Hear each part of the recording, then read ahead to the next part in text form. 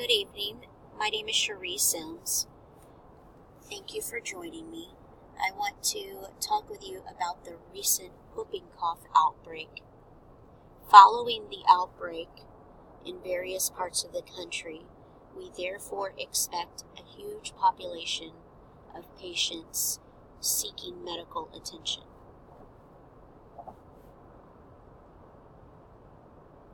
Whooping cough, also known as Bordetella pertussis, is one of the most common bacterial infections and can enter through the nose and throat within a short period of time, if not properly managed.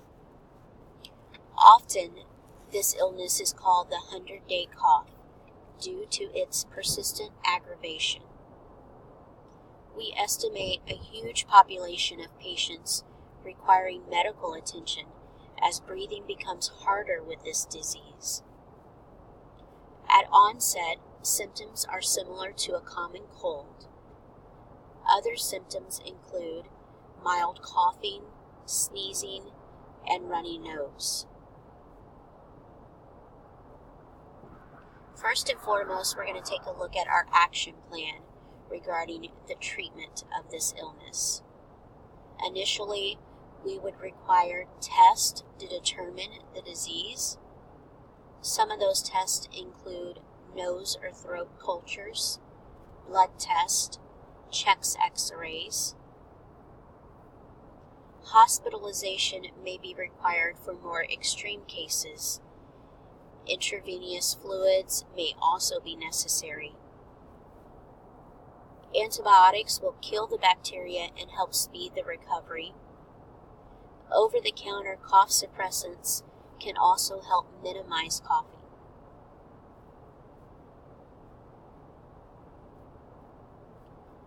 Next in our action plan, we would administer vaccines. Prevention includes efficient vaccines to all individuals. Infants not infected should be kept separate from infected individuals. Vaccines should be given to children to eradicate this infection. Vaccines known as DTaP, also Tdap, is a booster for teens and adults for this illness. The next step in our action plan would include administering antibiotics. If a family member has contracted this disease, the doctor would advise preventative treatment for non-infected family members in an effort to prevent the spread of this disease. As with any illness, hygiene is imperative.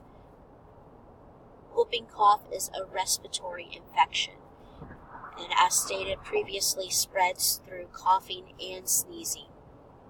Use tissues when coughing or sneezing, and we also recommend patients cough into their elbow rather into their hands.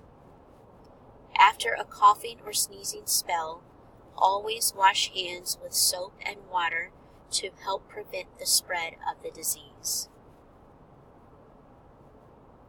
Symptomatic individuals should be excluded from work, school, and non-infected family members.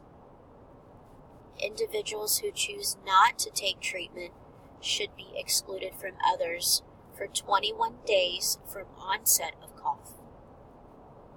Immunization is the most effective way to avoid infection.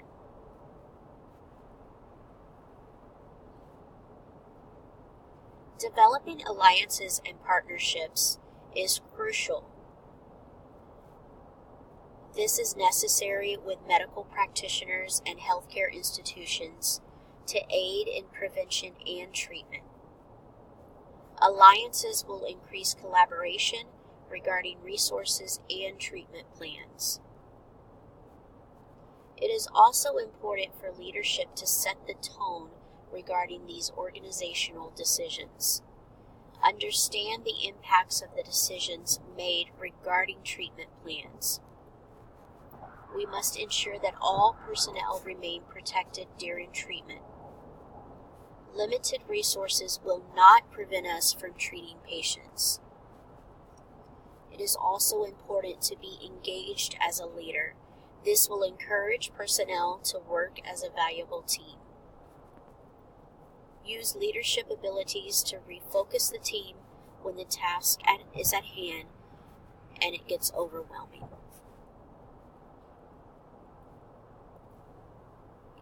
Strategic leadership is a key role.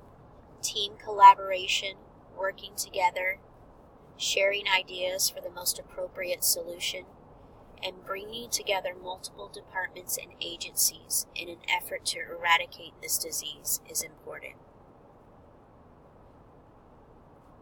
As an organization, we must always uphold the highest ethical standards. Patients come first. We must treat patients and their health condition first. Cost of treatment should not hinder required medical attention and treatment. Lack of resources do not prevent treatment. Although we encounter limited capable medical practitioners able to serve, we must continue to treat patients to minimize the outbreak. Looking ahead regarding this outbreak, a few innovative processes that could help our community are bringing awareness and vaccinations for all ages, free health clinics for all community members to express the risk of disease, wellness workshops for hygiene and prevention to make community members aware of preventative measures are key in this outbreak.